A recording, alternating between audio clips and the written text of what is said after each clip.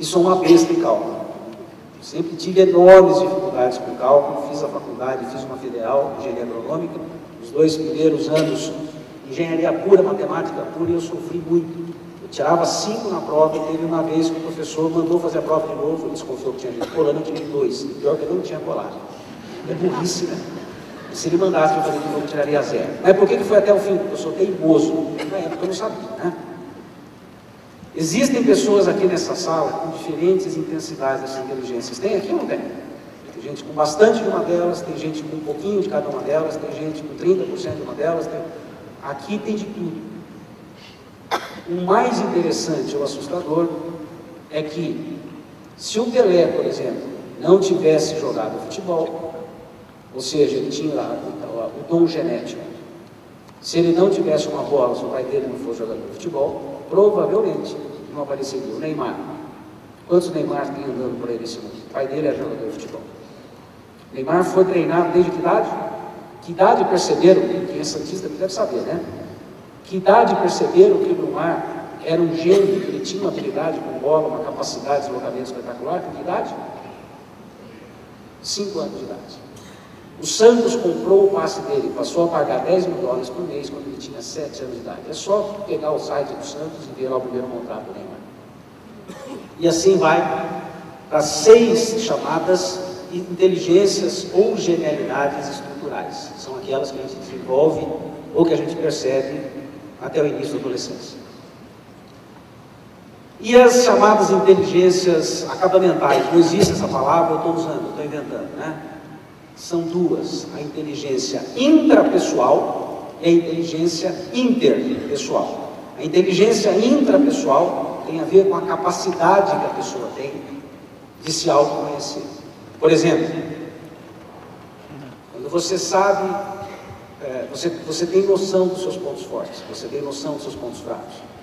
Quando você tem um sentimento, você percebe que você está com raiva, no momento da raiva, e sabe por que e de quem você está com raiva, e também consegue desligar essa raiva a hora que quer. É uma inteligência que dá para desenvolver no adulto ou não? O que vocês acham? Felizmente, a 7ª e a 8ª, segundo o próprio autor da teoria, são inteligências que têm relação com o acabamento, ou seja, a experiência de vida, a quilometragem, o sofrimento, a tentativa e erro, faz com que a gente aumente essa inteligência interpessoal. A 8ª inteligência, a inteligência interpessoal, já está dizendo interpessoas, que é a capacidade, por exemplo, de se expressar com clareza, de dizer o que pensa e ser entendido. Tem a ver com a empatia, a capacidade de sentir. Empatia não é simpatia. Empatia é a capacidade de perceber o que o outro está sentindo. Todo mundo já ouviu falar esse nome aqui, né? QE, inteligência emocional, não é isso? Inteligência emocional, pessoal, nada mais é que uma mistura da inteligência intrapessoal com a inteligência interpessoal. 2 capítulos inteiros do livro que eu falo sobre isso aqui. As 8 inteligências, como é que elas funcionam para cada pessoa, como é que a gente consegue identificar isso nas pessoas.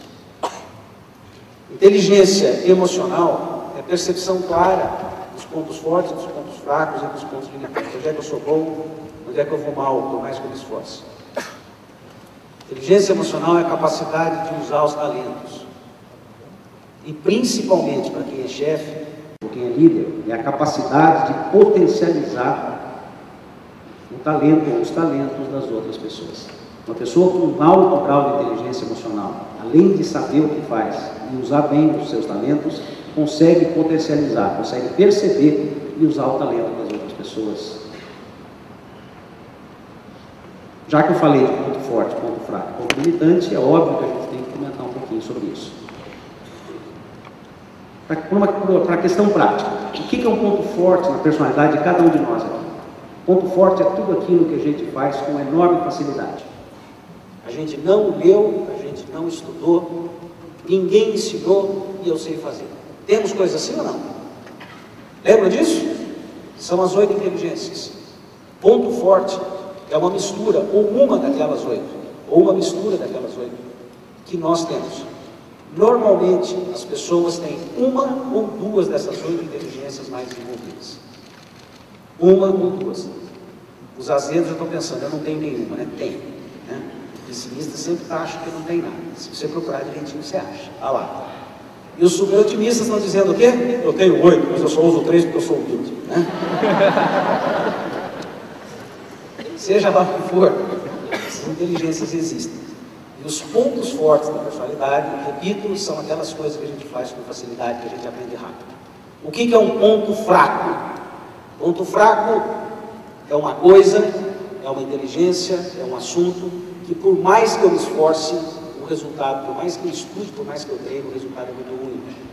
Eu já contei a minha, a maioria das pessoas, ou todos nós aqui, temos muito mais pontos fracos na personalidade, muito mais coisas que a gente não tem a mínima noção, a mínima habilidade do que pontos fortes. Isso é normal, isso não é ruim.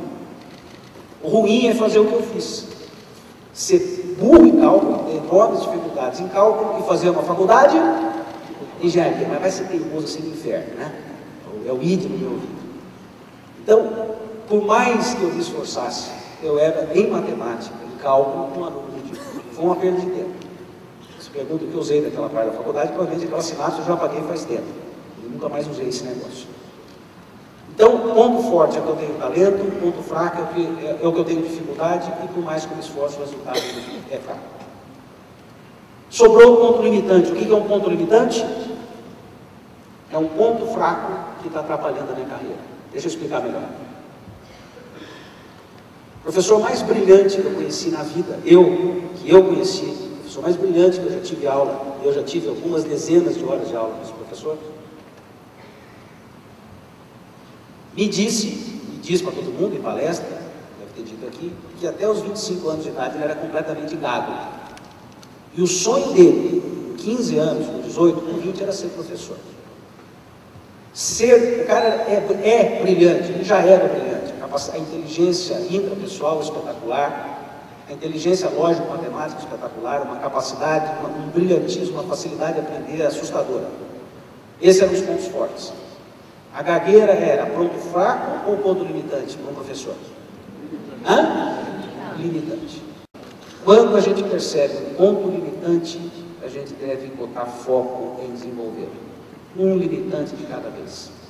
O que dá resultado na vida de qualquer um de nós é aprofundar o que a gente já tem de bom, desenvolver pontos fortes, aprofundar, aprimorar pontos fortes. Aonde você tem talento é lá que você vai na mais rápido. E só trate de mexer nos pontos fracos quando esse ponto fraco for ao mesmo tempo limitante. O que uma pessoa precisa para se tornar rara e valiosa? Primeiro vamos definir o que é ser raro e o que é ser valioso. Pessoal, Brasília tem time de futebol? Tem, né? O Gama existe ainda, não é Gama? É isso ou não? Deixa eu fazer uma pergunta aqui. Não fiquem bravos comigo, não fiquem bravos. Para a sociedade em Brasília, quem é mais importante? Eu estou falando o Gama, não estou falando o Corinthians, porque ia dar distorção. Vou falar o Gama.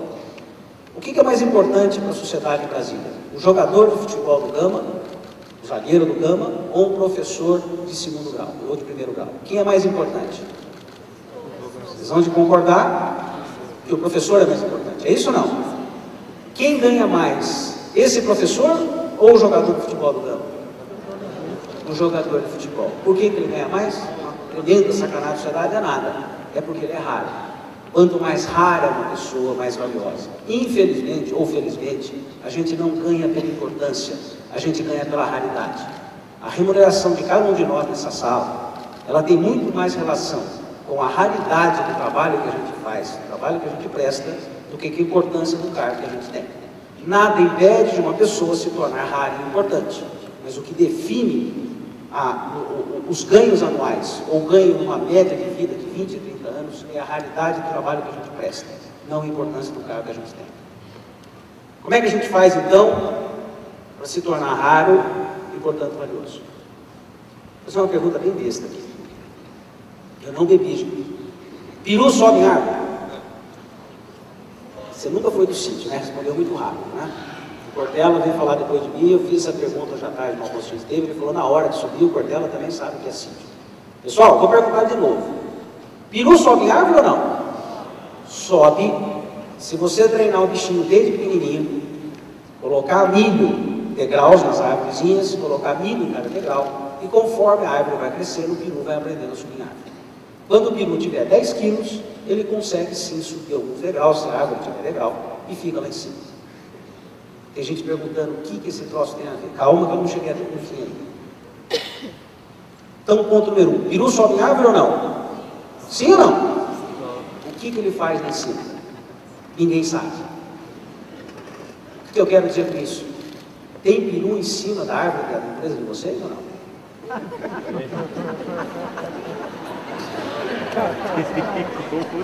Não respondam, isso é uma pergunta delicada. Não olhem para o chefe, pega mal se o chefe estiver junto, né? Porque tem peru chefe nesse mundo, né? Tem peru subalterno, tem peru office boy, tem peru de todo tipo. Pessoal, de novo, vamos perguntar de novo: peru sobe em árvore ou não? Sobe. Como é que tira o peru de cima da árvore? Outro trabalhão. Como ele aprendeu a subir na árvore desde pequenininho, ele ficou acostumado. E o pior, ele acha que aquele é o habitat natural dele. Quando eu vou dar consultoria, o que eu digo para as pessoas? Se você precisa de um bicho para subir na árvore, contrate quem? Macaco, gato, coelho. É isso ou não? Coelho não. Esquilo. É isso? Agora, peru, cachorro, galinha, subir sobe, mas é um pouco delicado. O que é o pior do que o peru? Tem elefante e anda em cima da árvore ou não? Tem ou não? Como é que você tira uma anta de cima de uma árvore? Só matando. Ou fazendo o elevador subindo e descendo. As distorções que acontecem nas empresas, brincando agora falando sério, as distorções acontecem quando as pessoas certas estão nos lugares errados, ou quando as pessoas erradas estão nos lugares certos. Os dramas nas empresas, e não é só a empresa, na vida pessoal de quem é peru, ou de quem está no lugar errado, o que eu faço para me tornar um peru melhor, quando na verdade o meu habitat deveria ser outro, não árvore. Eu vou botar ele de gerente geral, ele é honesto, trabalhou, só que ele não gosta de mandar em ninguém, ele é tímido, ele é fechado, ele é calado, ele tem horror a mandar, ele gosta de fazer, mas eu vou pôr porque ele é honesto. E põe o bichinho em cima da árvore. E ele não consegue descer sozinho. Aí você pega um ajudante para ajudar o peru. Eu sei que vocês não fazem isso aqui, né? Isso é um drama, eu estou brincando com um assunto sério. Isso é um drama que acontece na vida das pessoas. Por algum motivo, numa fase da vida, porque fez uma faculdade, porque passou no concurso, ou porque entrou numa determinada empresa e acha que aquele é o habitat final da vida dela, quando na verdade ela nem deveria ter entrado. Qual que é a conclusão dessa história de Serralho Valioso? Consciência e liberdade, gente. Quem tem autoconhecimento, quem sabe o que está fazendo, é livre para ir onde quiser, inclusive para fazer cagada. Quem não tem autoconhecimento, consciência é prisão. Se você não sabe para onde você está indo, aquela história, né? Você está perdido, não é sério em qualquer lugar. Consciência é prisão. Você é refém das circunstâncias. Lembra da história do contexto do violinista? Você é o violinista errado tocando no metrô. Pior que vai ter que ir lá todo dia. Para Serralho Valioso, isso aqui é o último capítulo do livro, eu descrevo tacitamente aqui a experiência tácita, o que é o círculo virtuoso. Círculo virtuoso é uma quantidade, uma condição ou condições que fazem com que a gente tenha autoridade moral. Para ter autoridade moral, além de autoconhecimento, você tem que agregar profissionalismo. O que é profissionalismo? Tem um monte de definição complicada. Eu gosto de uma simples. Profissionalismo é entregar tudo aquilo que eu combino. Quem entrega tudo que combina é profissional. Quem marca de chegar às 6 e chega às 5 para 6 é profissional. Quem combina de entregar o relatório no dia 30 e entrega no 29 é profissional. Quem se propõe a fazer um trabalho e vai até o fim é profissional. Então, profissionalismo é uma atitude. E eu acho que é acabamento. Dá para melhorar. Autoconhecimento, eu acho que é acabamento, não é estrutura. Terceira parte do círculo virtuoso. Prática deliberada. Prática deliberada é treinamento. Prática deliberada é repetição. Quarto, experiência, que também não tem a ver com estrutura, tem a ver com acabamento. Quando a gente tem autoconhecimento, use esse autoconhecimento para melhorar o profissionalismo, sempre pensando nos pontos fortes. A gente faz prática deliberada, a gente estuda, a gente se aprimora naquilo que a gente já tem talento. o tempo começa a jogar a favor. 5 anos, 10 anos, 15 anos, 20 anos. Isso reforça o autoconhecimento, melhora a autoestima, que reforça o profissionalismo, que motiva a prática deliberada, que aumenta a experiência, e esse ciclo passa a fazer parte da vida da pessoa. Eu procurei terminar com isso aqui para dizer que essas 4 coisas têm a ver com o acabamento, elas não são estruturais. As estruturais estão aqui dentro, ó, é do autoconhecimento. Eu citei um monte de cientistas, um monte de ganhadores de prêmio Nobel. O meu livro tem 44 citações bibliográficas explícitas, de gente que eu li, que eu estudei para poder escrever esse negócio. E eu gostaria de, as últimas 3 frases, a primeira delas, eu gostaria de citar uma frase que não é de um estudioso, que não é do cientista. É do Chico Xavier. E a frase, um pouquinho antes dele morrer, foi a seguinte: embora ninguém possa voltar atrás e fazer um novo começo, qualquer um pode começar agora a fazer um novo fim. Para encerrar, nós somos valiosos quando estamos no contexto mais adequado, quando a gente sabe o lugar certo, quando a gente se posiciona onde a gente rende mais.